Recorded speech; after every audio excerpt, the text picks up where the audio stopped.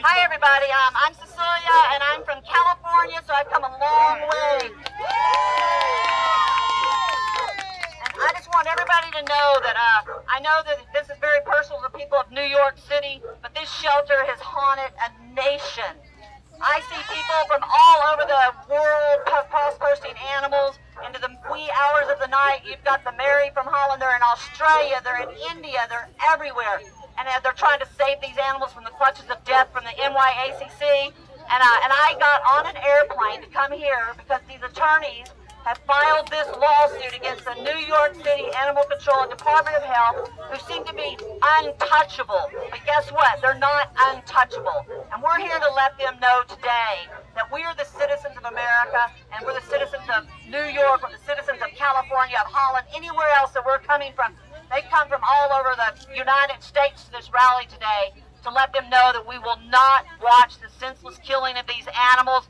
We will not let healthy animals that just happen to get out of the house go in and get pneumonia, where it's going to cost citizens $4,000 to save their family pet. And then that mycoplasma that is contagious to humans, and they can die. And I just want to let you know, too, as we stand here today, I wanted to let you know that I'm PAWS Across America. It's just a grassroots citizens crusade that I started trying to mimic the Hands Across America from the 1980s, when the citizens created a human link across the United States of America. So as we stand here today fighting for the New York ACC animals, then right now there's 22 other states across the United States of America that are rallying as we stand here, and they're citizens standing up for the other animals across the United States of America.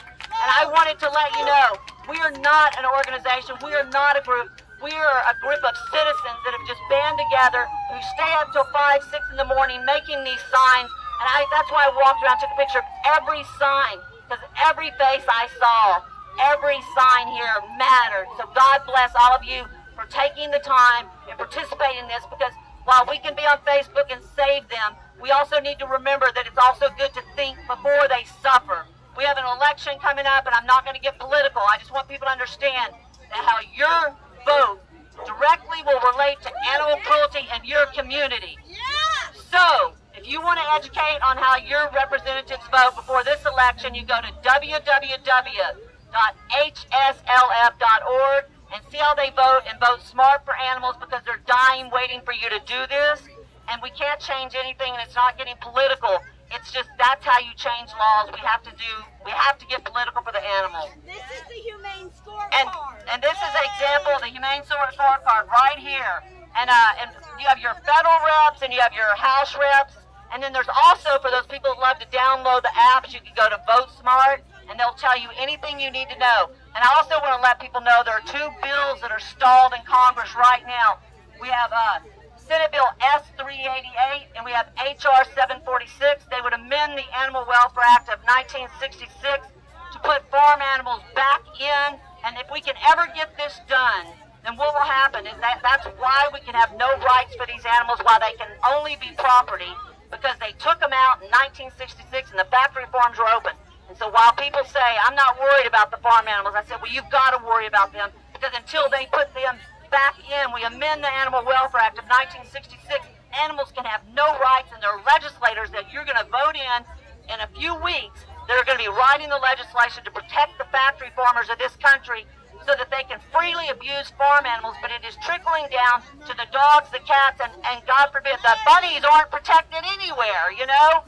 But we're going to stop this, because we're going to get smart, we're going to vote smart, and we're going to register to vote, and we're going to get political for animals. And we've got to do this because animals need it. And right now, I just want you to feel the power, and the people around this country to know that 22 states, and Florida was supposed to rally, and God bless them. If they're not rallying, then that's okay, because we just want them to be safe.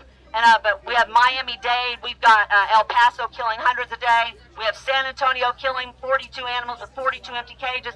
This is happening across a nation. So when we think about the NYCC, we have to remember this is an epidemic in our country, and when we allow animal cruelty and weak laws, it translates into a violent society, and where we have monsters walking amongst us, where it costs more to get a DUI in this country than it does to light a dog on fire, and something's wrong with that.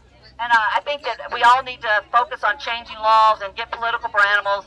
And I won't go on my soapbox because I can go on forever. But anyway, God bless everybody who's rallying across the United States of America. God bless all of you.